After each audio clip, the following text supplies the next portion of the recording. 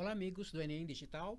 Eu sou o professor Gerson, sou professor de Geografia e nessa aula nós estaremos vendo assim alguns conceitos básicos, né, de clima que são cobrados, né, no Enem. Então vamos lá?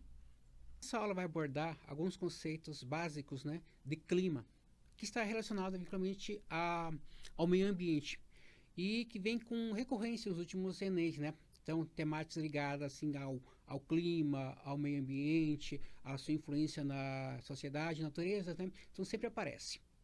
E clima, a gente sabe, né? É uma coisa que influencia nosso dia a dia, né? Interfere na forma como a gente se veste, como a gente se alimenta, até no nosso comportamento, né?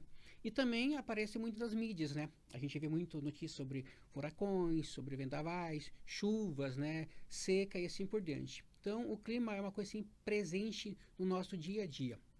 Mas, antes de a gente iniciar de verdade nos conceitos básicos de clima, é importante diferenciar uma coisa importante, que é a diferença entre clima e tempo, né?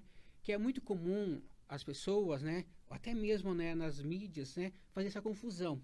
Mas tem uma diferença importante, que é aqui. O que seria então o tempo? Lembrando que aqui eu estou me referindo, né, ao tempo atmosférico, é diferente do tempo cronológico, né? Então, o tempo atmosférico é este, é o estado médio da atmosfera numa dada porção de tempo e em determinado lugar.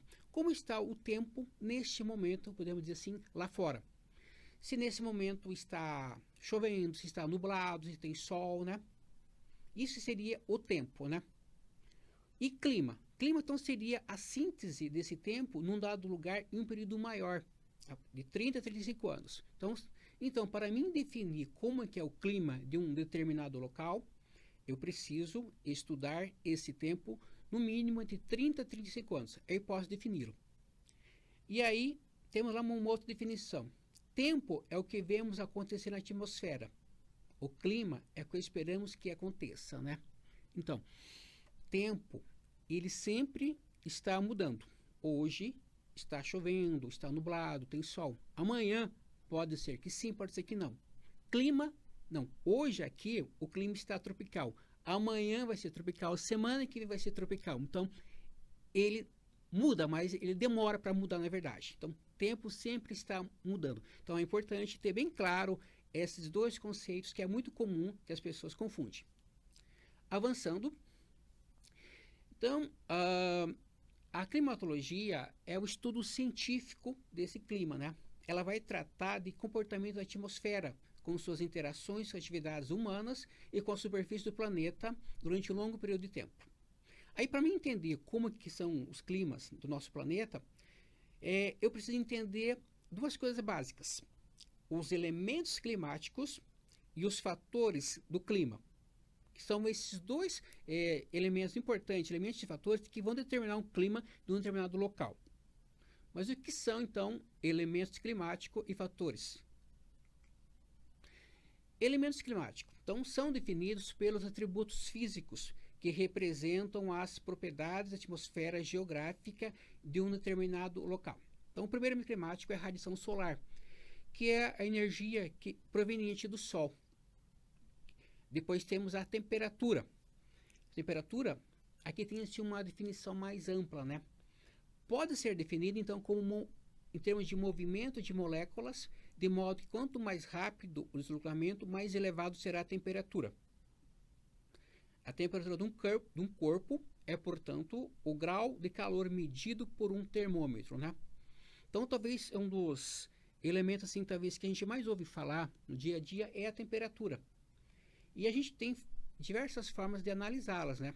Então, por exemplo, eu posso saber, né, a temperatura em uma determinada hora, mas também eu posso determinar a média dessa temperatura. Então, por exemplo, se de manhã a mínima foi de 20 graus e à tarde a máxima foi de 30, qual foi a média? Como é que eu faço? Eu somo 20 com mais 30, vai dar 50, e divido por 2, que vai dar 25 graus, que é a temperatura média nesse dia. Assim como também eu posso verificar como se comporta essa temperatura média ao longo de uma semana, ao longo de um mês ou ao longo do ano. Aqui à direita, à esquerda, melhor dizendo, você tem a figura de um termômetro, né? Tem duas escalas, né? A escala em grau Celsius, que é usada aqui no Brasil e na maior parte dos países, né? E do outro lado, a em graus Fahrenheit, que é usada nos países de língua inglesa, né? Também tem assim, a escala em graus Kelvin, que é muito usada assim, em pesquisas científicas. Mas para nós, que mais usada aqui no Brasil, né, que a gente conhece no dia a dia, é em graus Celsius, né? Hoje tem vários tipos de termômetros. Antigamente, os termômetros eram só feitos de mercúrio. Hoje, nós temos assim, termômetros automáticos, né? Ou digitais, como tem na figura. Tá. Voltando lá, a questão dos elementos climáticos. O próximo elemento climático importante para você entender o clima é a pressão atmosférica. O que seria isso? Que é o peso que o ar exerce sobre a superfície. Então, ele também tem um peso. Existe um aparelho que mede essa pressão atmosférica chamado barômetro. O resultado vai ser medido numa escala chamada milibares, cuja escala é MB ou hectopascal, que é HPA. E essa pressão atmosférica, ela vai ser assim condicionada em relação à temperatura. A temperatura vai influenciar essa pressão atmosférica. O que ocorre? No ambiente onde a temperatura vai estar muito alta, o que vai ocorrer? As moléculas do ar vão estar afastadas uma da outra, né? Consequentemente, a pressão ali vai ser menor. Agora, no ambiente que a temperatura está muito baixa, elas vão estar uma próxima da outra. Resultado, a pressão atmosférica vai ser elevada. Então, sempre vai ser o inverso. Pressão atmosférica alta, temperatura baixa. Pressão atmosférica baixa, pressão atmosférica elevada. E sempre o deslocamento do ar vai ser de uma área de pressão alta para uma área de pressão baixa. É da mesma forma que você pegasse assim, um balão, né, cheio, né, e apertasse um lado. O que vai ocorrer? O ar vai buscar a parte que está mais sim, forte, onde a pressão está alta, para onde está a pressão mais baixa. Um outro elemento climático importante é a umidade do ar, que é a quantidade de vapor de água, né, no estado gasoso que está no ambiente. Tem duas formas de se medir essa umidade do ar. Temos a umidade absoluta, que representa o real de umidade que tem no ar, e a umidade relativa, que a gente mais ouve, né, que é a mais conhecida, né, que é a porcentagem. Ela vai representar o quanto que falta, né, para que no ambiente o ar se torne assim, saturado, ou seja, atingiu assim, o seu limite. O próximo elemento climático importante é a precipitação. A gente vai aqui com mais detalhe adiante aqui, que é o termo usado para qualquer deposição em forma líquida ou sólida e derivada da atmosfera. Então, tudo que vem, de certa forma, que vem da atmosfera ou do céu, né? Como, por exemplo, a água, como, por exemplo, a chuva, a neve, o granizo, o orvalho, a geada e o nevoeiro, né? No caso aqui da chuva, o aparelho que mede a quantidade de chuva, né, é o pluviômetro. O resultado, ou a escala que me dá, é em milímetros, né? Aí, mais adiante, nós voltamos para ver essas três figuras que falam sobre esse tipo de chuvas. Agora, voltando lá a questão dos elementos climáticos. Então, aqui nós encerramos. Aí, avançando, vamos ver agora os fatores climáticos. São também conhecidos como controles climáticos, devido à sua ação de correr em grande variação espacial e temporal da manifestação dos elementos climáticos. Então, seriam aqueles fatores que determinam como que é o clima de um local. O primeiro fator importante lá é a latitude. O que acontece? Devido à forma do nosso planeta ser esférica, o que vai ocorrer? As áreas mais no meio da Terra, mais próximas ao seu centro, serão as áreas mais quentes. Essa área no meio da Terra, existe uma linha imaginária, chamada linha do Equador, né? Cuja medida é 0 grau, que é a latitude, na verdade, 0 grau. E que vai até 90 em cada hemisfério, vai de 0 a 90. Então, o resultado, os locais próximos à linha do Equador, onde vale 0 grau, a temperatura é elevada. Então, por quê? Os raios solares, eles incidem de forma em linha reta, né? De forma perpendicular. Consequentemente, serão mais fortes. Então, será as áreas mais quentes do nosso planeta. Que é também conhecida como uma zona tórrida, porque é bem quente mesmo. Agora, à medida que eu vou me afastando da linha do Equador, o que ocorre? A temperatura ela vai diminuindo. Ou seja, a latitude aumentou, a temperatura caiu. Então, sempre vai assim, latitude baixa, temperatura alta. Latitude alta, temperatura baixa. Um outro fator climático importante é altitude, né? Altitude não seria o quê? É qualquer ponto, né, do nosso planeta em relação ao nível do mar. O que ocorre? Como o aquecimento do ar atmosférico ocorre de cima para baixo, o que vai ocorrer? À medida que você vai subindo, né, a temperatura ela vai diminuindo. Em média, a cada 200 metros que você vai subindo, a temperatura ela diminui 1 grau. Então, por isso que as áreas mais altas são mais frias. As áreas montanhosas são cobertas de neve o ano inteiro. Um exemplo assim bem clássico, bem próximo aqui da gente, quando a gente compara Cuiabá com os Chapados de Guimarães, né? Cuiabá está numa altitude média de 200 metros e Chapados de Guimarães está a 800 metros de altitude. Sempre lá vai ter uma temperatura inferior aqui. Por quê? Lá está numa altitude bem maior. Outro ponto, outro fator climático importante é a continentalidade e maritimidade. O que acontece? A água tem uma propriedade termofísica importante. Ela demora para ganhar e perder energia. Consequentemente, as áreas próximas a ela, seja próxima ao oceano, seja a rios, massas líquidas, mares, ela vai demorar para variar a temperatura. Vai ter uma variação bem pequena. Então, os locais próximos aos oceanos, principalmente, então, tem, assim, ao longo do ano, um clima assim, mais brando, podemos dizer assim, né? Com poucas variações de temperatura, pela influência, então, da água, dessa propriedade da água. Correntes marítimas. Então, são um tipo de rios que correm dentro dos oceanos, né? Eles têm propriedades, sim, diferente das águas ao redor. E por onde eles andam, leva-se um pouco das suas condições de origem. Então, por exemplo, aqui na América do Sul, nós temos a famosa corrente fria de Humboldt, né? Que vem lá do sul da Antártida. Ela é fria e seca. E ela pega ali uma parte do Chile, ali da Argentina, né? E provoca o deserto mais seco do mundo, que é o deserto de Atacama, que fica ali no norte do Chile. Massa de ar e frentes, né? A gente vai estar vendo um pouquinho mais para frente, não, naquelas figuras, né? Então seria o quê? São grandes volumes de ar que se deslocam. À medida que se deslocam, eles trazem as mesmas características atmosféricas dos locais de origem. Então, por exemplo, aqui no hemisfério sul, nós temos as frentes frias que vêm lá da Argentina. Então, lá na Argentina, no período do inverno austral, né? No período lá de junho até setembro, tem temperatura baixa. Devido à diferença de pressões, o que vai ocorrer? Essa massa de ar ela vai se deslocar em direção aqui ao sul do Brasil e também aqui ao centro-oeste. E vai trazer as mesmas condições de tempo que estavam lá. Então, também é um fator climático. Então, por isso que a frente fria é a frente dessa massa de ar. Um outro elemento, fator climático importante, também é o relevo, né? Então, por exemplo, se determinada cidade ela é circuncidada então, por área assim, elevada, por montanhas, o que vai ocorrer? Ele vai impedir a livre circulação dos ventos, que também vai influenciar no clima. Então, o relevo, a disposição do relevo também influencia também no tipo de clima de uma cidade.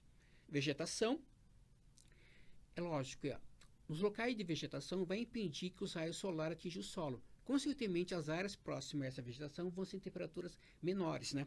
Então, tem uma influência muito grande também a vegetação. E, em menor escala, também as próprias atividades humanas, né, também podem influenciar no clima, né, de um determinado local. Então, por exemplo, onde era uma vegetação, tinha uma mata, e de repente foi desmatado, foi feita uma plantação. Então, isso vai influenciar no clima, mas só próximo dali, nas áreas chamadas, que é uma espécie de um microclima específico dali. Então, também pode influenciar, mas de forma assim, bem menor. Agora aqui, avançando, vamos estar vendo agora algumas questões que caíram nos últimos Enems, né? E tinham questões relacionadas a clima. Essa questão aqui, ela foi do ano passado, que é a questão 59, né? Que vai tratar das duas coisas que nós vimos antes, né? Que são os elementos, né? E os fatores climáticos. Então, nessa questão, tem uma figura chamada climograma, né? Que é essa figura que está aqui na parte de cima, aqui à esquerda. Então, que mostra dois elementos climáticos importantes, que é a temperatura e a precipitação. À esquerda está ali a temperatura, né, que vai de 0 a 50 graus Celsius. À direita temos lá a precipitação, em milímetros, que vai de 0 até 100. Tá? Essas barras vão estar relacionando, então, a precipitação nessa cidade. Já a linha ali escura, ela vai estar representando então a temperatura média ao longo do ano. Bem embaixo estão os meses do ano, né? Tem lá janeiro, fevereiro, março, abril, até o mês de dezembro, né? Aí a pergunta é a seguinte, né? As temperaturas médias mensais e as taxas de pluviosidade expressas no climograma apresentam o clima típico da cidade. Ou seja, esse climograma representa qual dessas 5 cidades? Então a gente tem que agora andar com cuidado para ver se cada questão realmente bate com aquilo que a gente estudou antes, né? E eu falo então dos elementos e dos fatores climáticos. Então a letra A, Cidade do Cabo, está ali, né? Que fica na África do Sul. É marcada pela reduzida amplitude térmica anual. Então logo aqui a gente vê que não bate. Por quê? Nesse nosso climograma está representando uma cidade que tem uma grande variação de temperatura ao longo do ano. Então por quê? Lá no mês de janeiro, veja lá o J inicial, do lado esquerdo, a temperatura média nessa cidade fica próxima ali, a menos 10 graus Celsius, ou seja, é muito frio. E quando é mês de junho, mês de julho, ela vai até 18, próxima a 20 graus Celsius, ou seja, ao longo do ano a temperatura ela varia muito. Então nesse caso, a letra A pode ser descartada, não é. Vamos à letra B. Sydney, que fica na Austrália, caracterizado por precipitações abundantes no decorrer do ano. Vamos ver lá, Sydney. Tá. Então, o que ocorre? Para essa cidade, até que as barras que representam as precipitações podem até ser, porque chove bastante ao longo do ano, né? Mas a temperatura, não. Porque Sydney é uma cidade, podemos dizer assim, que está longe, né? Tendo uma altitude assim já elevada, está longe assim do polo sul, podemos dizer assim, né? Está caminhando de próximo assim ao Equador e também está próxima também do oceano também, né? Então, ou seja, também está descartada essa cidade pelo fato de ter uma pequena amplitude térmica e porque também como dizer assim, a temperatura ela não vai variar tanto também em Sydney. Mumbai, na Índia, definido por chuvas monsônicas torrenciais, né? Nesse caso, até poderia ser, porque como é lá no hemisfério norte, em termos assim, de precipitação, realmente, né, chove muito no mês de junho e julho, porque é o período das chuvas monsônicas, né, que são comuns no período de verão, que é o hemisfério norte, lá uma vez, né? Mas também a questão da temperatura, não, porque também em Mumbai, certamente no mês de janeiro, dezembro, não chega a menos 10, devido à proximidade também com o oceano e também pela posição da latitude, próximo um pouco mais do Equador. Barcelona, fica na Espanha, né? É afetado por massa de ar seco. Lógico, se fosse afetado por massa de ar seco, não teria tanto precipitação ao longo do ano, então já está descartada. Agora a letra E. Moscou, Rússia, influenciado pela localização geográfica em alta latitude, né? Então nós vimos agora que durante a Copa do Mundo, que em Moscou durante o verão, né, faz aquele calor, 30, 35 graus, até mais, né? E a gente já vê direto na mídia, né, que no inverno é rigoroso, chega a 10, a 20, 30, até 40 graus abaixo de zero. E também, outra coisa importante, onde está a localidade de Moscou? Olha lá, está próximo já quase indo em direção aqui ao hemisfério norte, está numa altitude mais elevada que as outras cidades. Está longe de massas líquidas, né? Logo ali vai ter um fator importante, que é a condicionalidade. Ou seja, ali realmente vamos ter então daí um inverno muito frio, temperatura muito baixa, com queda de neve durante 3 a 4 meses, né? Mas um verão muito quente, com temperatura elevada, com até temperatura acima de 35 até 40 graus. Então, ou seja, a resposta correta aqui nessa questão é a letra E, é Moscou. Vamos avançar agora. A próxima questão é de 2014, né? Que é uma questão relacionada assim ao clima típico aqui do Brasil, né? A pergunta é essa: a convecção na região amazônica é um importante mecanismo de atmosfera tropical e sua variação em termos de intensidade e posição tem um papel importante na determinação do tempo e do clima dessa região. A nebulosidade e o regime de precipitação determinam o clima amazônico. Aí, a pergunta é: O mecanismo climático regional descrito está associado à característica do espaço físico do quê? Para a gente entender isso, a gente vai voltar lá nos elementos climáticos. Que é aqui, ó, voltando aqui, a precipitação, né? Então, as chuvas que ocorrem na região ali amazônica são principalmente chuvas convectivas, que são essas da primeira figura aqui à nossa esquerda, né? O que acontece? Um grande volume de ar, né? Ele vai se elevar. Como ele está mais leve, ele vai se elevar. Ele vai carregar junto o quê? Vapor de água. À medida que vai se elevando, a temperatura vai diminuindo. O que vai ocorrer então? O vapor de água que estava ali dentro desse volume de ar, como caiu a temperatura, ele vai passar do estado gasoso para o estado líquido. Vão formar as primeiras gotículas d'água, que com o passar do tempo vão se juntar e formar nuvem e provocar a chuva. Então, esse é o mecanismo então, de chuvas que ocorre muito na região amazônica, que é resultado então dos fluxos de ar que sobem, né, de baixo para cima, né? E a famosa chuva de verão, que a gente conhece muito bem, região tropical, né? Onde de manhã está quente, né? Aí quando à tarde vem aquela chuvona forte. Então é resultado do quê? Aqueles volumes de ar quente que se elevam, carregam junto umidade. Essa umidade estava no estado gasoso. À medida que vai subindo, a temperatura diminui. Quando diminui a temperatura, aquele que estava no estado gasoso passa para o estado líquido e vai formar as nuvens que vão provocar daí a chuva. E que o principal tipo de nuvem que provoca esse tipo de chuva é a famosa CB, que é o símbolo de cúmulos nimbus, né? Que são aquelas chuvas torrenciais. Voltando lá agora à pergunta. Agora vamos ver as questões, né? Qual que seria a resposta correta dessa questão 26? Letra A. Resfriamento da umidade de superfície. A gente viu que não. Esse resfriamento não ocorre na superfície. Ele vai ocorrer sempre em alta altitude. Variação da amplitude de temperatura. Não, até porque na amazônica, essa variação ela é pequena ao longo do ano. Então, por quê? Ele está próximo do Equador, então a variação é menor. Dispersão dos ventos contralígios, né? São aqueles ventos que se deslocam em direção à linha do Equador, né? Que isso também não vai influenciar ali. A letra D, existência de barreira de relevo, coisa que também não ocorre na Amazônia. Já a letra E, convergência de fluxo de ar. Então essa é a resposta correta, porque vai representar justamente o mecanismo que provoca essa chuva, né?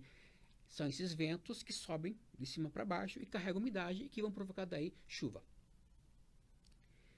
Então, pessoal, aqui eu encerro então essa breve aula de clima, né? Desejo a todos sucesso, né? Bons estudos, né? E até breve. Obrigado.